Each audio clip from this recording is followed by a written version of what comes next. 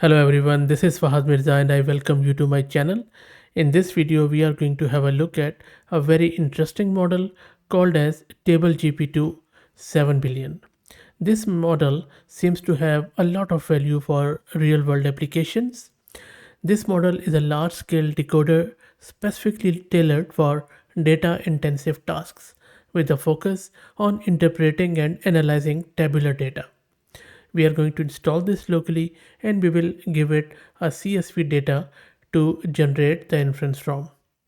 This 7 billion model is designed to bridge the gap between conventional LLM capabilities and the real world demands of tabular or structured data tasks such as those in business intelligence, automated data driven analysis, and application tasks highly involving databases or data warehouses. This is available in two configurations, 7 billion and 72 billion parameters. Both have been derived from the Qwen 2.5 model family and optimized for handling structured data in tabular format. At the moment, only 7 billion model is released to the public. I haven't seen the 72 billion as of yet. This 7 billion table GPT-2 accepts both text and tabular data as input, with the tabular data structure as text in the format of a data frame, which I will also show you in our demo. This primarily deals with English, but the focus is more on Chinese. But I have seen that it works okay with English too, so we will try it out. As I mentioned, this is built upon the Qwen 2.5 architecture, and if you have been following my channel, you know that we have tried out Qwen 2.5 model and they are of very high quality. So I'm quite excited to check out this model here. So let's get started. Before I move forward, let me give a huge shout out to Master Compute who are sponsoring the VM and GPU for this video. If you're looking to rent a GPU on very affordable prices, I will drop the link to their website in video's description. Plus, I'm also going to give you a coupon code of 50% discount on range of GPUs, so do check them out. This is a VM they're sponsoring, and I have one GPU card courtesy Mass Compute, which is NVIDIA RTX 6000 with 48 GB of VRAM.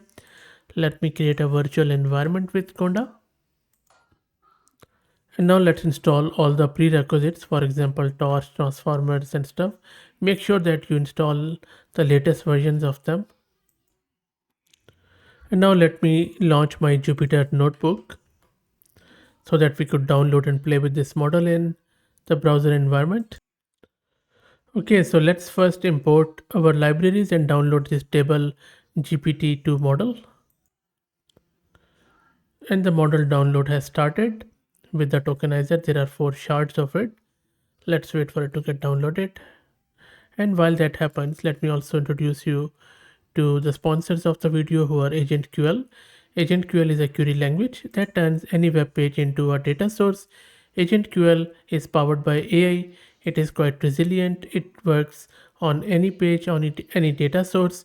It is reusable, so that you can use the same query which would work across multiple similar pages, and it structures the output according to the shape of your query, and I will drop the link to their website in video's description. Okay, let's wait for it to get finished. And the model is downloaded. Let me show you how to do the inference with it. So it's a bit of a code, but it's not that hard. So first we are importing pandas. Then this is a CSV content. You can simply use any file, any CSV file here, which is comma delimited or comma separated file. And then this is the question we are asking from this data. This is where we are converting it into data frames, this CSV file. And then this is a prompt template for which this model is optimized, where we are replacing this with question and that data frame above. And then we are creating this prompt format. Then this is a system message and this prompt. We are converting the prompt into tokens, passing it to the model to generate the output. Model is generating the output. We are decoding it back and then printing the response. So you see that this is a tabular data on which it is working in terms of data frames. Let me run it. Okay, so the model has generated the response, and if you remember, this is the data which we gave, this is a question, And if you come down, we are asking it that generate or write the Python code to answer the user question. So if you come down and look at the model's response, the model is thinking that I needed to filter the data frame to find rows where the record column is 40 and 40, and then this is a Python code. How good is that? So not only it is understanding the tabular data, but also the text data. Let's check out another example. For instance, I'm just going to go with, um, maybe I'll just remove this and I will change it with this example where I have this sample data and I'm asking which artist performed on the main stage. While I run it, let me also show you. Okay, so it says object stage not found. Maybe I will just need to change it. Let's go back and check the code. Okay, so I have changed the prompt template and I have now included the information about concerts. So if I go down, and I also have increased this max token so that we could see more output from the model, and there you go. So this is a tabular format. This is a data frame. I'm also printing it so that you could see that this is a CSV which has been converted into tabular format. And then this is a Python code it has written on the basis of our prompt. How good is that? Amazing stuff. And then it is going on and on. It is going through all the options here. So you can of course trim down this, you can improve your prompts. It's very flexible model, and this is what I really like about it. Another thing about this model is its training.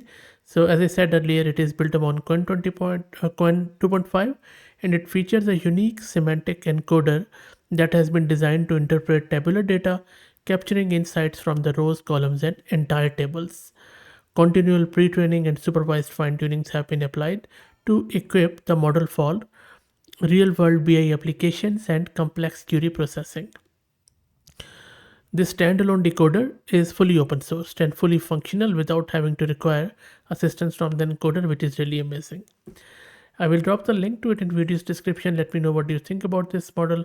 I think this could be um, a new benchmark in terms of structured data manipulation through LLMs, because that is one area which really needs a lot of improvement. And this model, which is static, that has been trained on an offline data set, I think this is going to be a big thing, especially in future versions, because they have also promised that in future versions they are going to release more versions to enhance the performance on specialized tasks within even tabular data. So really can't wait to check it out. If you like the content, please consider subscribing to the channel.